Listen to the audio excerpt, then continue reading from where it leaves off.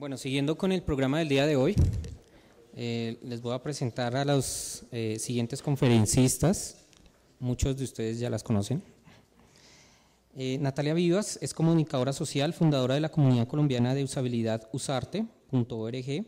Ha trabajado como arquitecta de información para agencias digitales como Semoga, I2B Technologies de Chile. Fue periodista digital del diario El País de Cali. Ha sido docente de la Universidad del Cauca y la Escuela Colombiana de Ingeniería, a la vez que asesoró en usabilidad a empresas como StudioCom, Digital Macanan, Pragma, Gataca, Medellín Digital, entre otras. Actualmente es consultora de experiencia de usuario para Usuaria Colombia. Usaria. María Isabel Murillo, comunicadora social y periodista con especialización en e-marketing, consultora en usabilidad y experiencia de usuario para Usaria. Tiene amplia experiencia en conducción y planeación de pruebas de usuario, arquitectura y diseño de información, desarrollo de estrategias de comunicación para Internet y coordinación de proyectos web. De igual forma, tiene competencias en comercio electrónico, usabilidad, diseño centrado en el usuario, redacción y estándares de diseño web. Se ha desempeñado en el área de comunicación organizacional, así como en la coordinación de medios institucionales en diferentes organizaciones relacionadas con tecnología, interesada en el tema interacción humano-computadora. La conferencia, la arquitectura de la información en el contexto de la experiencia de usuario. Bueno, a nosotros nos gusta movernos por el escenario, entonces por eso estamos acá. Muchas gracias por la presentación. Tal como les dijo Héctor, yo soy comunicadora social, soy de Popayán, de la Universidad del Cauca, y llevo más o menos 9 años en el tema de arquitectura de información, y para mí es un placer estar aquí y ver la cantidad de gente que hoy ha asistido al evento. Bueno, buenas tardes. Ya Héctor nos presentó bastante bien. Nosotros somos de Usaria, una compañía mexicana que lleva más de 7 años trabajando en temas de usabilidad y experiencia de usuario. Tenemos un énfasis muy grande en la realización de pruebas de usabilidad y estamos presentes en Bogotá desde hace más o menos un año y tenemos presencia en Bogotá, en México, DF y en Monterrey y en algunos otros países de América Latina a través de aliados estratégicos. Bueno, como dice el título de la charla, nosotros vamos a hablar de la arquitectura de la información en el contexto de la experiencia. Y lo primero que yo tengo para preguntarles es, cuando ustedes les preguntan cuál fue ese momento donde vivieron una gran experiencia, piénsenlo. Cuando ustedes dicen, no, viví la experiencia de mi vida o esto ha sido una gran experiencia, no aplicado a medios digitales, sino en general en su vida diaria. ¿Alguien quiere compartir y dice, yo viví una gran experiencia en X lugar? ¿Un concierto, un evento, un hotel? ¿Quién? Disney. Ok. Cuando yo les pregunto, y qué bueno que hayas dicho Disney, cuando yo les pregunto en experiencia, lo que ustedes tratan de recordar son emociones. Y es cómo me sentí en ese lugar. El contexto de la experiencia de usuario es el contexto de las emociones, de cómo queremos que se sientan nuestros usuarios cuando están realizando algo dentro de nuestras interfaces. Pero en esta charla no solo vamos a hablar del contexto, de cómo llegar a la experiencia de usuario, sino de lo que significa diseñar experiencia y cuál es el papel de nosotros como arquitectos, como ingenieros, como desarrolladores, como el área de marketing dentro de un equipo. Pero me voy a hacer más para allá, para ver si se logra ver las caras. Pero diseñar experiencia no siempre se vive igual para todos los usuarios, que este es el caso. ¿Para quién fue diseñada esta experiencia? Disney. Para niños.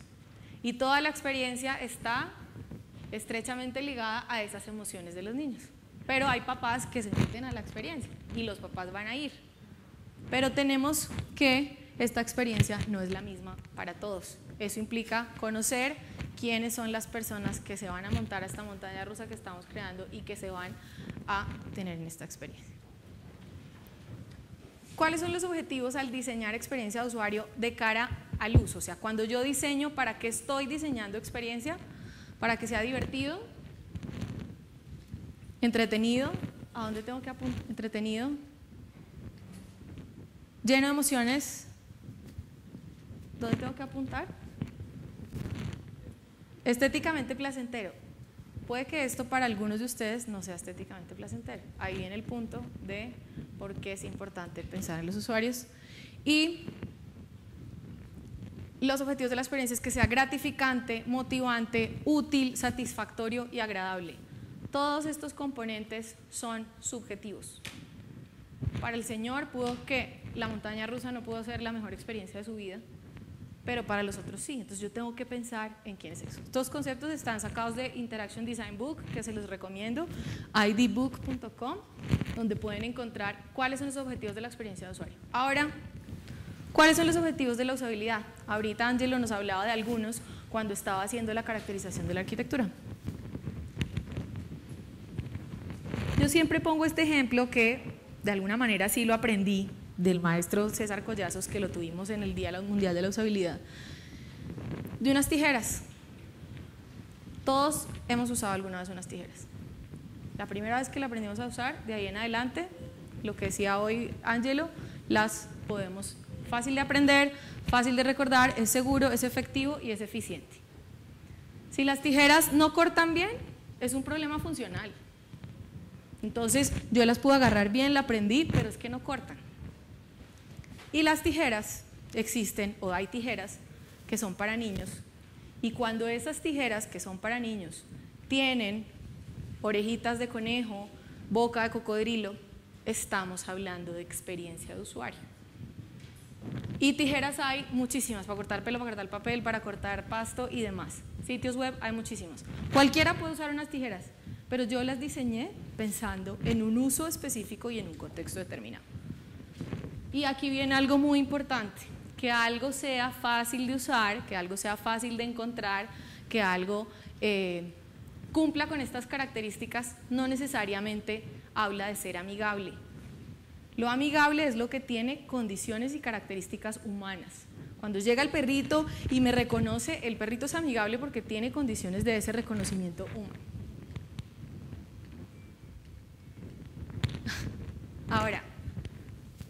Ahora bien, ¿cuáles son los objetivos de la arquitectura de información, pero desde el punto de vista del usuario? Lo más básico es encontrar lo que busco. Si yo estoy buscando una beca para irme a estudiar a Alemania, que yo entre, no sé, al ICETEX y que sea fácil de encontrar la información y que yo efectivamente llegué, pero que además de que llegué a la información, esa información sea fácil de consumir para mí, que yo logre entender claramente cuáles son los pasos que tengo que seguir para poder conseguir mi beca para irme a Alemania. Saber en dónde estoy y qué puedo hacer. Si yo me encuentro en un sitio web con una imagen como esta, voy a quedar absolutamente perdido porque no sé qué es lo más importante. Tampoco sé cuánto me voy a demorar a llegar. Cuando estamos completando un formulario que tiene, uno hace scroll y hace scroll y hace scroll y ese formulario no se acaba y es el formulario de la visa para ir a Estados Unidos y aparte de todo uno no lo puede guardar. Uno como usuario necesita saber cuánto tiempo se va a demorar haciendo una tarea. Para uno es mucho más amigable que así el formulario sea largo, me lo pongan por pasos y yo voy a decir, ah bueno, ok, aquí me voy a demorar 5 minutos más y voy a requerir hacer ABC de cosas. Y también, muy importante, saber si me puedo regresar y que a cualquier lugar donde yo llegue, saber que tengo oportunidades de retorno y que me puedo salir o por la ventana o me puedo ir por la puerta. Reconocer qué es lo más importante. Aquí tenemos una imagen del portal de unos hoteles y tengo clarísimo que me están promocionando Buenos Aires, pero aquí me resaltan en rojo que haga una reservación. Entonces, desde los objetivos como usuario y como negocio, yo necesito inducirlo a él hacia qué es lo más importante, a que él efectivamente, por ejemplo, logre comprar. No que de repente se perdió por allá, que uno no supo por qué terminó leyendo unos artículos buenísimos sobre cómo decorar el apartamento y no sobre aquí puedo encontrar mi apartamento y esto es lo que lo puedo alquilar. Poder cumplir mi objetivo. Yo quiero un helado y me voy al supermercado, pero yo no me voy todo el camino pensando a ver por qué pasillo me voy a meter para encontrar mi helado. A mí me interesa sentarme a comer mi helado. Yo no voy pensando en a ver si va a ser difícil, en qué pasillo está, porque uno no se acuerda de esas cosas. Entonces, eso es precisamente lo que tenemos que facilitarle a los usuarios desde la arquitectura de información.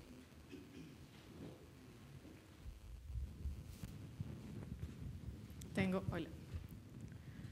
¿Quién me dice cuál es el papel de la arquitectura de información en la experiencia? ¿Qué es lo primero que piensan ustedes?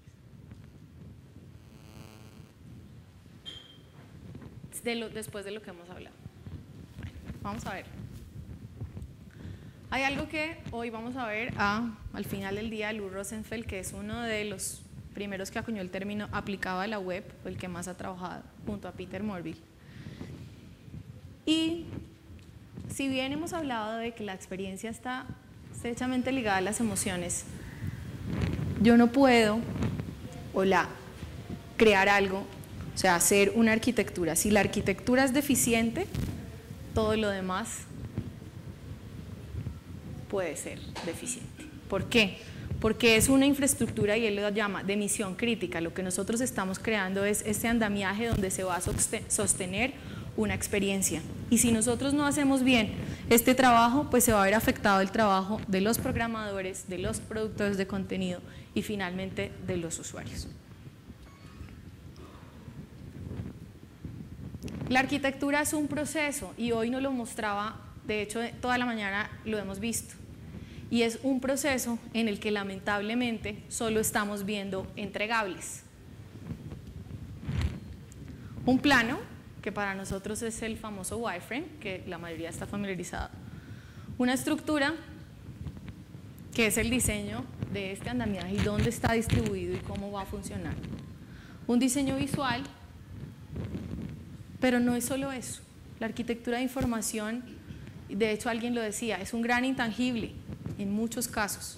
El cliente final está viendo solamente estas partes que les mostré, pero no es solo eso. Se trata de investigar, analizar, organizar, diseñar y evaluar. Muchos pasamos directamente a medio organizo, diseño y me olvidé la evaluación. Entonces, no compruebo finalmente si el usuario ha entendido esa interfaz y ha entendido esa estructura. ¿Qué no es arquitectura de información? Simplemente dibujar un mapa del sitio, decir, ya hice las relaciones entre todo. No. Producir cualquier cantidad de wireframes, que lamentablemente esta es la visión actual en las agencias. Hacer arquitectura de información es hacer wireframes. A nosotras muchas veces nos han llamado, le estoy llamando para saber cuánto cuestan los wireframes. Le estoy llamando para saber si ustedes nos pueden ayudar con los wireframes. O también hemos visto muchas convocatorias para arquitectos de información y el requisito es que sepan hacer wireframes. O sea, pues realmente el hecho no está en usar una herramienta y organizar unas cajas. Exactamente, sino en tener todo este concepto de atrás, saber qué es lo que tengo que investigar, qué aspectos son los de análisis para poder yo establecer un orden y llegar a un diseño. Si ven, es la última parte y es lo que lamentablemente nuestros clientes y nuestras agencias solo están viendo. No es diseñar para ustedes mismos, y Luis Alvear lo dijo esta mañana, no estoy haciéndolo no estoy frente a un espejo y mirándome y yo estoy poniéndome, como decíamos en alguna agencia, la cachucha del usuario, sino pienso en el usuario. No es diseñar para ustedes, y vuelvo a la Verde que también dijo, no es diseñar por la sospecha de lo que les gustaría, sino por tener una certeza. Otra cosa, la arquitectura de información. Meta la arquitectura de información para que ese proyecto aumente el valor y entonces podamos cobrarle más al cliente. Tampoco es eso. Y sería bueno tener arquitectura de información para tramar al cliente y que podamos establecer eso. Eso no es arquitectura. ¿Cuándo una arquitectura soporta la experiencia? Si tenemos en cuenta que la experiencia son las emociones, la arquitectura la soporta cuando el rotulado, los nombres de las secciones, hablan el lenguaje del usuario, el flujo y la navegación son consistentes con esa expectativa que él tiene, cuando sabemos esas formas de organización y cuál es ese procesamiento cognitivo que se está generando y ese modelo conceptual, cuando está hecha para sorprender, aunque diría mi profesor de semiótica en la universidad, cuando está hecha para dejar estupefactos, porque sorprender es que usted está haciendo algo malo y yo llegué y lo pille, pero dejar estupefactos es generar ese efecto wow, de estar hecha para sorprender, y sobre todo cuando el usuario ha sido tenido en cuenta en el proceso.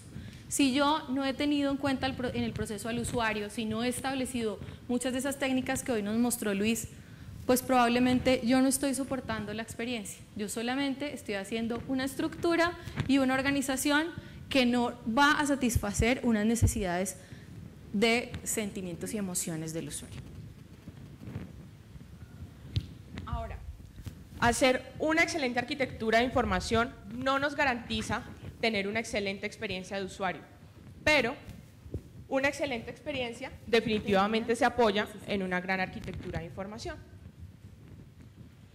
Yo puedo tener un sitio de mi restaurante de hamburguesas que es lo máximo, entro, la arquitectura de información está perfecta, los menús están bien categorizados, la persona entra y de una vez sabe que puede tener servicio a domicilio y pide el domicilio y efectivamente llega y le dicen cuánto tiempo va a llegar. Pero todo el estilo visual y las fotos del sitio son así. El sitio funciona y la arquitectura puede que funcione, pero yo no estoy cuidando todos esa cantidad de elementos visuales, la tipografía, la fotografía y demás que hacen que un sitio de verdad llame a la emoción. O sea, yo estoy vendiendo comida, esperaría encontrarme algo así.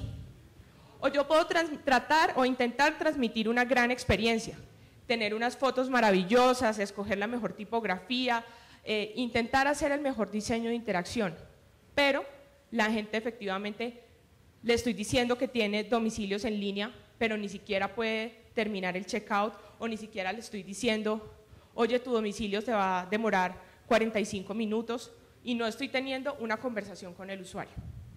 Entonces, ¿cómo logramos esto? Me devuelvo un segundo. Hay que pasar, María ha dicho, si descuidamos el aspecto visual, pero no es solamente el aspecto visual, tenemos que pasar del look and feel al interactúo y siento, ¿ok? Interactúo y quedo feliz. Y eso es experiencia, la estamos confundiendo muchas veces con solamente hacer aspectos que sean placenteros y que sean estéticos, pero lo que dice María, si no está soportada y si no está estructurada, pues no estoy logrando una arquitectura que realmente soporte la experiencia. ¿Cómo logramos que en nuestros equipos y que en nuestras organizaciones esto sea posible? Lo primero que hay que hacer es pensar que la arquitectura no es el rol de una sola persona y que el diseño gráfico no es de una sola persona. Y esto fue algo que Peter Morville hace más o menos un año habló de eso. Tenemos que empezar a romper la pared entre la brecha del que diseña y el que está haciendo la estructura, porque estamos trabajando para lo mismo, porque estamos haciendo la misma experiencia. ¿Cuál creen ustedes que es el rol más importante en los equipos de diseño y desarrollo?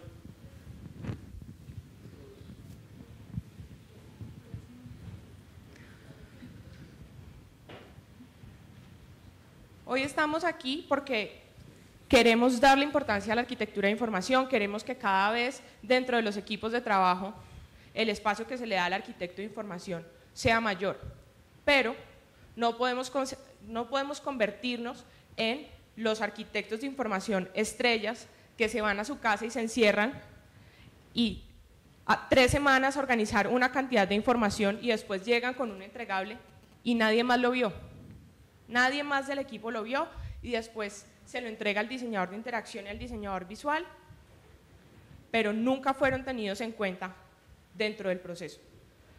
De verdad, una arquitectura de información funciona cuando yo como arquitecto comparto mi trabajo desde el inicio y cuando desde el inicio todo el equipo está alineado con lo que se va a hacer. Si no, no funciona. Yo puedo ser un arquitecto de información maravilloso, pero si no comparto mi trabajo con el equipo, y pues principalmente con el equipo, y después lo evalúo con el usuario, no estoy haciendo nada.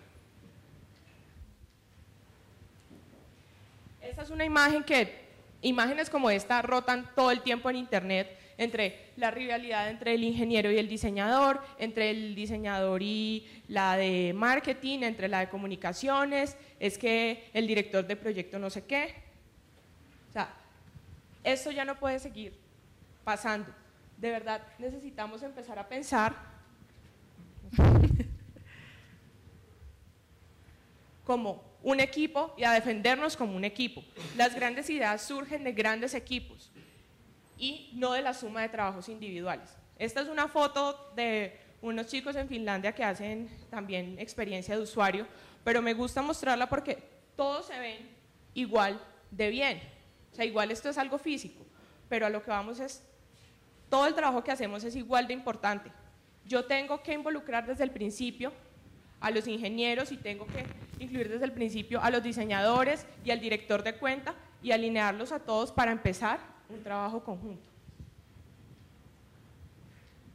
Hacia abajo, está abajo.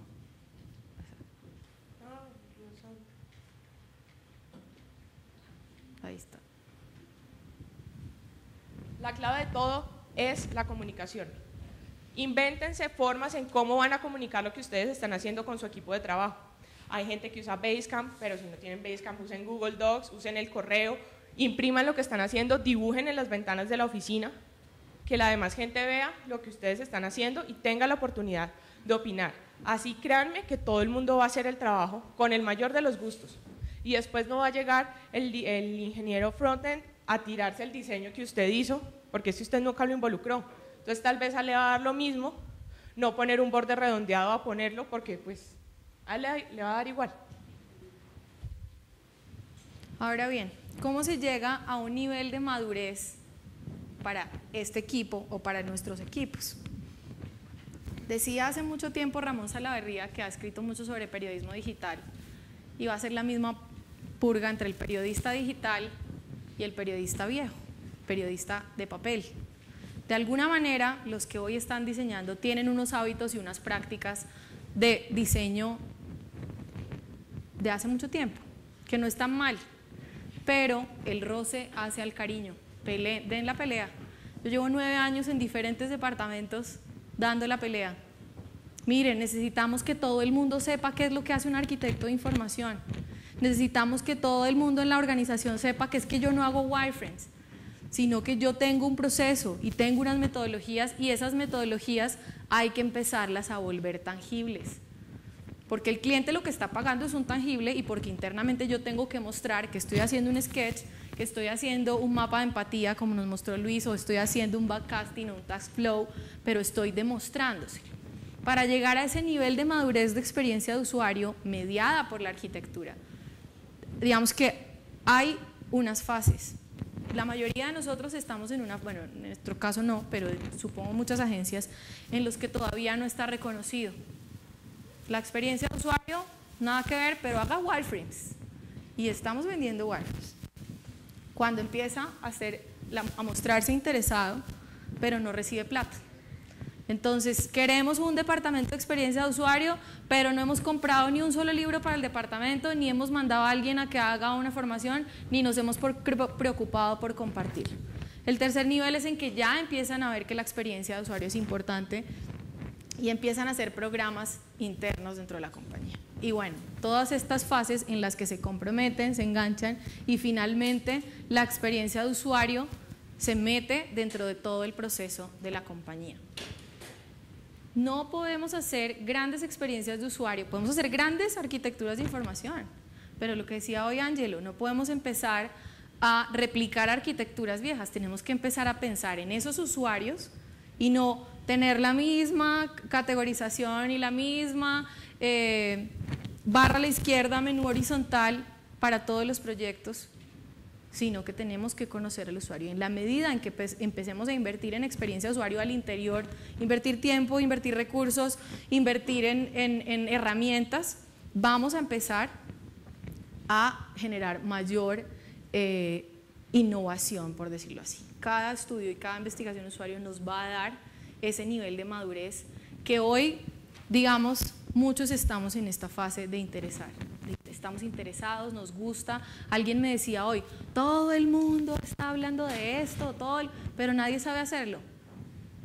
¿Qué es lo que tenemos que hacer? Empezar a hacerlo y a lucharla, porque los departamentos suelen ser muy cerrados. Entonces, la invitación nuestra es: empiecen a motivar al trabajo en equipo y a reconocer que ese ingeniero que yo creo que solo se está tirando mi diseño y que ese diseñador que me achiquitó el botón que yo hice en el wireframe, pues si yo no lo he incluido en mi proceso, pues no va a pasar nada y no va a haber una madurez en la experiencia de usuario. Y es muy importante que cuando uno ya está empezando a lograr un poco la pelea, porque en las empresas incluyan la experiencia de usuario, una vez eso ya está un poco el terreno ganado, es muy importante que todo el mundo esté alineado y entienda cuál es la metodología del proceso del diseño centrado en el usuario.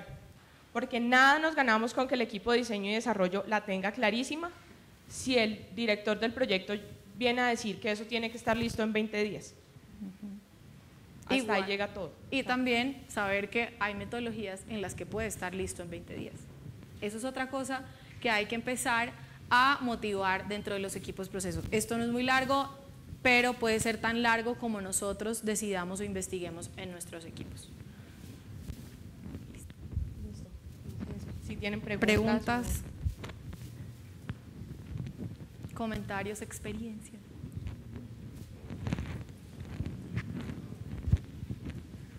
Ahí ya te traen uno.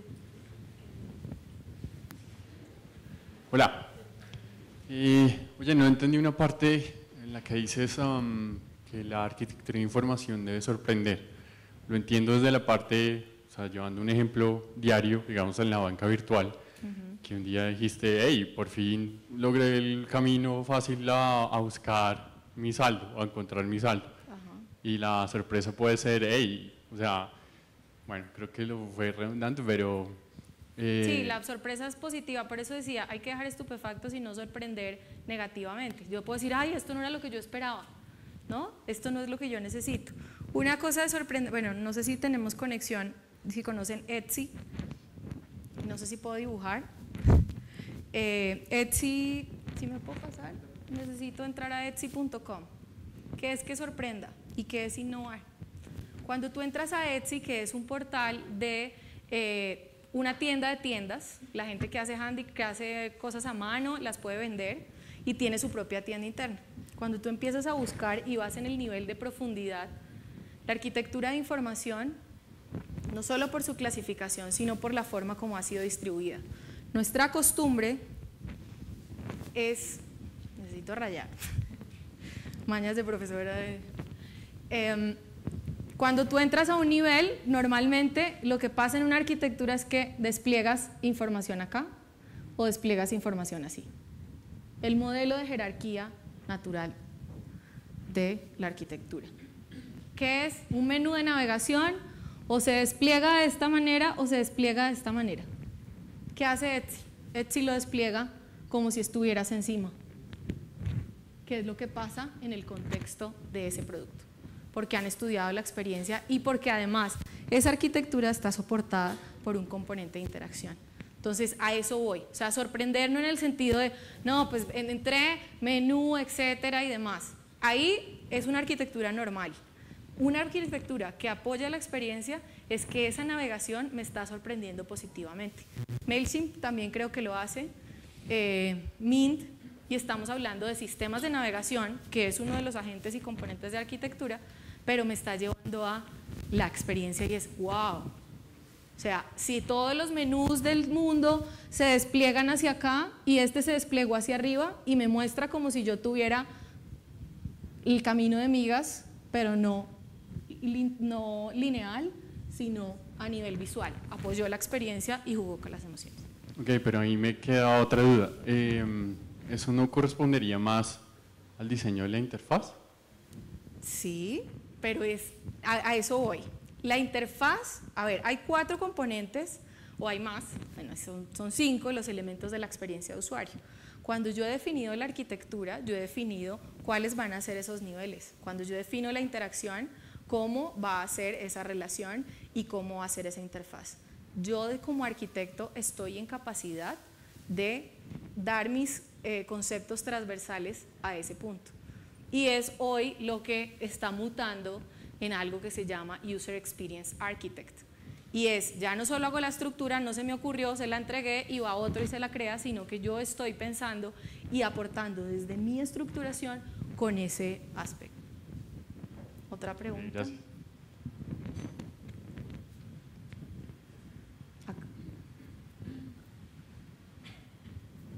Bueno, esto más que una pregunta es como una inquietud que me surge del tema.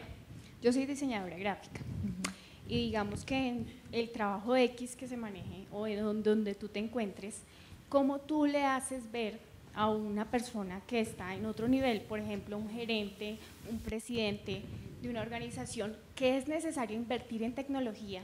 Por ejemplo, hablemos de HTML5, para empezar a mostrar otro tipo de interfaz gráfica y otro tipo de cosas que se puede hacer. ¿Cómo se puede hacer eso? Sí, sabiendo que es algo que necesitamos, que es algo que es tecnológico, pero que es algo que se está implementando y que se está utilizando hoy en día. ¿Cómo se le puede hacer ver a ellos que es necesario, porque se está en el proceso de innovar? Estamos hablando de arquitectura de información, pero también de innovación, innovación de nuevas prácticas. Sí, dos cosas. Desde la arquitectura de información y la experiencia de usuario tratamos de pensar no en función de la tecnología y de usarla porque todo el mundo la usa o porque es lo actual, que es lo que me pasa a mí con el responsive design. El responsive design hoy es la tendencia, entonces es diseño sensible a la pantalla. Entonces, si yo estoy en 1024 por no sé qué, se extiende. Si estoy en 800 por 600, el contenido se acomoda. Busquemos un diseño sensible con el usuario, no solamente con sus pantallas, no solamente con la tecnología que utiliza y demás. La forma de convencer, lo primero que pensé a nivel de experiencia de usuario es que tu jefe vea cómo un usuario normal navega a tu sitio y por qué. Si estás hablando de HTML5, ¿por qué se demoró tanto viendo el flash? Sí, digamos que no estoy hablando en sí de tecnología, sino de cómo hacerles entender que es importante que ese tipo de cosas se incluyan dentro de lo que nosotros estamos haciendo, ¿sí? Y no trabajar, digamos, con, por ejemplo, CS4, 2004, y no, ¿por qué no pasarnos a un CS3 o un CS5? Pues es que también es un tema de decirle, mira, nosotros estamos tratando de proponerte desde diseño estas cosas, pero no las podemos lograr porque la tecnología no las soporta y tampoco le están pidiendo nada del otro mundo. También es, creo, mostrarle un poco y abrirle el panorama hacia las mejores prácticas del mercado, ver qué está haciendo la gente por fuera, porque ese es uno de los problemas más graves que tenemos aquí. O sea, aquí hay gente muy buena diseñando, pero la mayoría son agencias que hacen cosas para afuera. Las agencias muy locales siguen haciendo unos portales que parecen hechos en 1999 y uno dice, ¿pero por qué? O sea, y es por eso, porque no revisan lo que está haciendo la otra gente y no es consciente de eso. Entonces creo que también sería útil mostrarle esas buenas prácticas que empresas similares en la que de pronto estás aplican. Pero hay algo que sí es un hecho y se los digo por experiencia, ningún gerente, ningún pluma blanca, como decimos, les va a hacer caso si no le tocan el bolsillo, punto. Un gerente, si tú le dices, si invertimos unas horitas más de user experience, invertimos unas horitas más haciendo investigación y análisis, nos vamos a ahorrar el cliente 6 meses después pidiéndonos que nos cambie el botón, que le quitemos este contenido y que hagamos cosas al revés. Pero solamente si lo piensas en número los logras. Te lo digo porque la experiencia me ha enseñado, ay no, es que los usuarios son lo máximo, es que tienen que ser felices, es que… Entonces apagan y chao.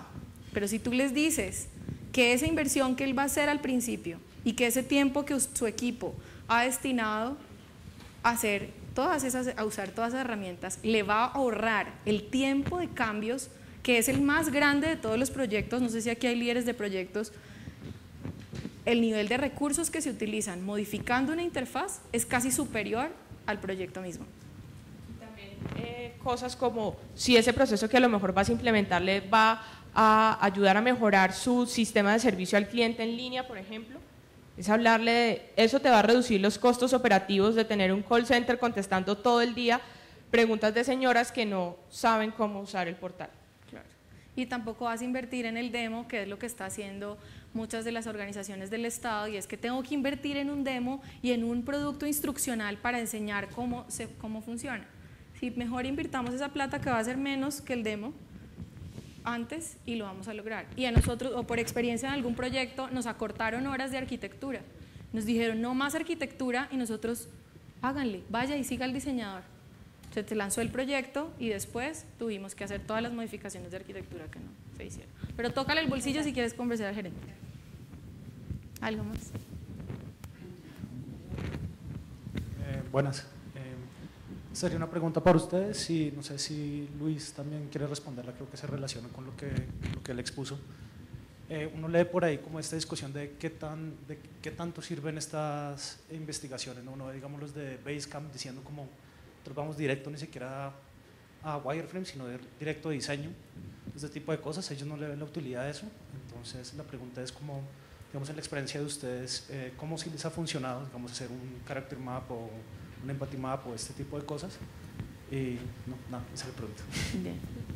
Creo que el tema es trabajar de forma ágil estas metodologías, tal vez no sentarse 8 días a hacer un mapa del sitio, un mes hacer una cantidad de wireframes y una cantidad de arquitectura de información, sino tal vez hacer bocetos, compartirlos internamente y todos estamos de acuerdo, entonces pasamos a hacer el diseño visual y de esa manera empezar a iterar.